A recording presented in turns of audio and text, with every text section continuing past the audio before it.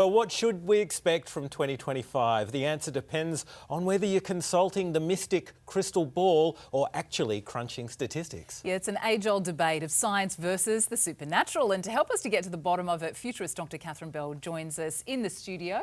And along with celebrity psychic Harry T from Melbourne, a very good morning to you both. Dr. Catherine, before we get to your predictions as a futurist, what exactly is a futurist and where do you get your predictions from? Futurist is a bit of a catch-all term, a bit of a buzzword at the moment, but effectively looking at this idea of global strategic foresight. And the best way to predict the future actually is to look at the past. And so history tends to repeat, and ultimately humans control how technology is used, geopolitics, invisible hands of economics. What I personally like to do is look at how siloed or orphan technologies are evolving, and then think about what would happen if they cross-pollinated or converged. What would that potentially create? So you have to have a bit of an idea of history, a bit of economics, a bit of geopolitics, a bit of heart, a bit of human, and also as a mother coming at it now as to what I want my children's lives to be, and sort of a bit of optimism always goes a long way in futurism. I can feel the wisdom emanating from Dr. Catherine over here in her big brain. A heady mix from Dr. Kath, but on the other hand there, Harry, what's influencing your psychic predictions this year? On the other side, well, you know, when I look at things in terms of predictions, I really look at the energy. So I look at it clairvoyantly, but I also look at the astrology. So, for example, Chinese astrology plays a big part in the themes that we see. And in many ways, I agree with Dr. Catherine about looking at the past to predict the future. But for me, I look at it in terms of cycles, because I do believe that there are cycles and rhythms in the universe. And clairvoyantly, I can see those patterns playing out quite clearly. Because clairvoyance really just means clear seeing. So you're being hypersensitive to energy around you, and it's literally just seeing beyond logical perception and allowing yourself to be in that flow. And I mean, I've been coming on to the Today Show nearly for a decade doing this, you know, which I realised today. I thought, wow. So I've got a good track record with it, but I really do feel that Chinese astrology gives you the theme of the year. And when you're dealing with people individually, I believe that not only astrology, but also their energy tells you a lot. So, Catherine, if we look at the rich tapestry of all the things that you just talked about, everything from science, data, history, what can we expect to see in 2025? Big headlines, big predictions for me. One is, number one, I think Trump is going to go JFK-esque with regard to commercial space exploration. I feel like he's going to make a large statement, probably stood next to Elon Musk, and that will be boots on Mars by 2030, but not necessarily human boots. What we're now also seeing, NVIDIA just released their new AI chips, which is probably going to give us a generative AI computer game by the end of the year. That brain power in a humanoid robot, which we expect about 10,000 units to be made of humanoid robots this year.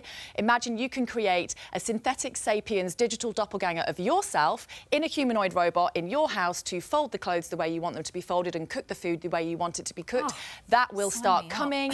By the end of this decade, that'll cost you about $500 a month to have one of those humanoid robots in your home. Then I'm out. We just had the Parker probe go past the sun. That experienced temperatures of 1,000 degrees centigrade. We don't want humans experiencing these kind of extremes. So we will have brains being uploaded and downloaded alongside new propulsion technologies getting us to Mars before the end of the decade. That's my big one. And so then you start pulling out what that could potentially mean.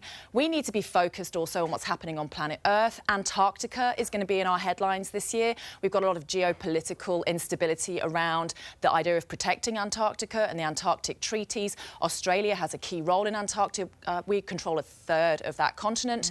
We're responsible for it, but we don't have enough bases or people. Maybe we'll have some humanoid robots down there. So combining that then with digital twins of yourself with regard to health, we're going to see some personalised medicine health breakthroughs. The longevity arc is going to bring us breakthroughs in all sorts of diseases that we weren't necessarily expecting, but people on the inside probably have been expecting for a while. I'm looking at Nick's face there. Wow. Harry, really quickly to you now. What are the cards and the tea leaves and the Chinese astrology telling us about 2025? Well, this is the year of the wood snake, so not too different to Dr. Catherine. I do see medical breakthroughs, and the snake, if you think about it, it's the symbol of medicine, but also of the metaphysical. So we're going to be seeing the merging of the spirituality and also science, which is what we're doing today. So major medical breakthroughs. I actually do see Donald Trump being very good for the world, and although he's divided people, whether you were for him him or against him. I actually see his presidency being a good one for the globe.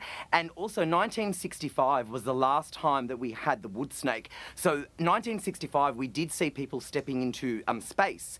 So I actually do agree with space exploration advancing in leaps and bounds. But I also feel that there's going to be extraterrestrials and all of that stuff. Sorry, And I don't know yeah, where I to see that. look.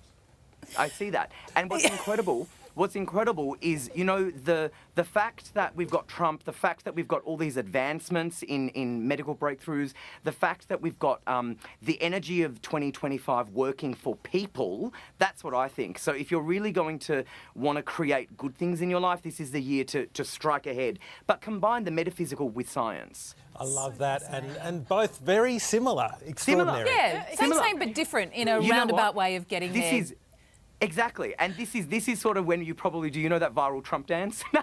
Oh, what? This is what you do. Dr. Catherine and Harry T, thank you so much for your time this morning. Science versus the stars. I love it. What a fascinating chat. Great.